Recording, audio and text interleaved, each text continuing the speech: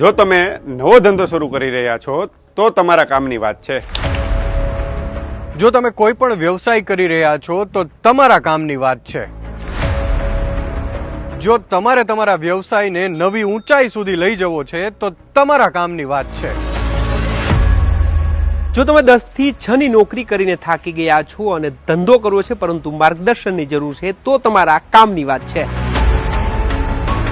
Sector કોઈ પણ હોય, મેન્યુફેક્ચરિંગ, સર્વિસ, લોજિસ્ટિક, આઈટી કે ટુરિઝમ, તમારા કામની વાત છે.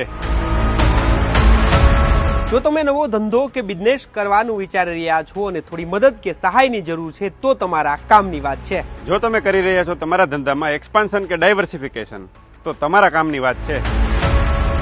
આવી રીતે ઘણી બધી વાતો જે તમે વિચારી રહ્યા છો એ અમે લઈને આવી રહ્યા છીએ. વાત ગુજરાતી પર કામની વાત.